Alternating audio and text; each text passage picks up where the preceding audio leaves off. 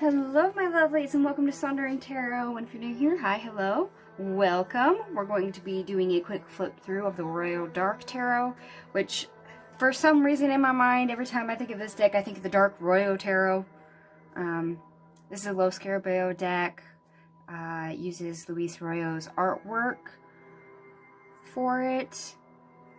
It is a mass market deck from 2011, so it's been out for a while. Might be a little harder to acquire. I have this tiny piece of ruby zoisite on my deck. Something my ancestors called for, not a requirement of the deck. And as standard Luis Royo packaging, it's a multi-language deck. It does come in a tech box, which of course, as we know, gets damaged very heavily. Mine was damaged a little bit in shipping. The cards are okay, but the box was pretty banged up when I got it anyway.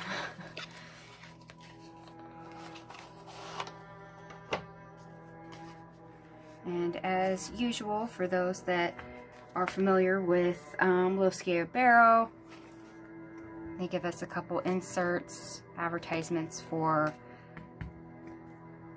their product, and this lovely black and white guidebook that is 4 languages and really thin, doesn't have a lot of information in it. They do give us cross reading, and then they go into the major arcana, which is basically a brief description for it, so a few keywords, and then they break it down by every suit and court card with just as much, or I should say just as little information on each. I would not recommend this as a deck to learn from. And then you do that for every single language, and there's 4 on this deck, which should be what, English, Italian, German, and Spanish, I do believe, is what they have on the deck. Here are the backings. And for those of you that are not familiar with my channel, when I do a quick flip through, I am not going to offer commentary on the artwork. I'm just going to flip through and show you the artwork. So if you need to see something longer, please hit pause. Try to get this where there's less glare. And I will also note that if I remember correctly in this deck, the Justice card and the Strength card is reversed. So your Justice is number 8, your Strength is number 11. Some people like that, some people hate it, some people, it doesn't really matter. And here's to hoping YouTube doesn't ban me, because this deck does contain nudity. So if you are uncomfortable with decks that show nudity, please click away, because we're going to flip through this entire deck and hope YouTube doesn't ban me. And as I said, if you need to read a card or look at the artwork closer, please hit the pause button, because we're going to start flipping through and I will offer no commentary. So let us begin.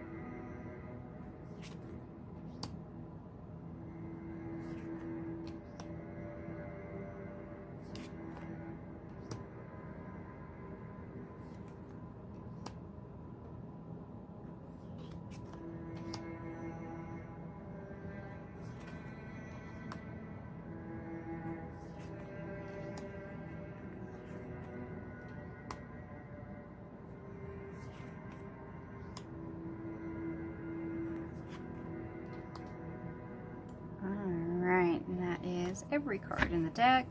This is, of course, a standard size deck. There's only a slight gloss to it. I mean, it's standard low Scarabeo card stock. You know, shuffle's the same as the usual low Scarabeo deck.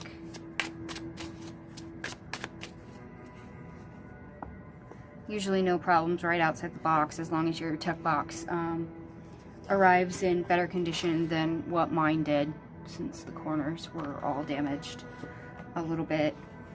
Front of the cards are pretty fine. Also an easy deck to edge if you wanted to edge it, because there is borders. And because the artwork doesn't always match the traditional meaning of the cards, I don't recommend trimming it down unless you memorize which artwork is tied to which card placement. Some of these don't make sense, and some of them make perfect sense, like this Two of Cups. So it's going to vary from person to person on whether or not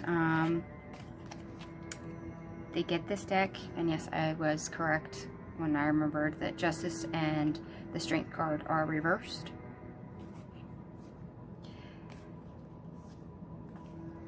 And if you're not familiar with this artist, that is totally fine. If you've never seen this deck, as well as probably not one of the most popular.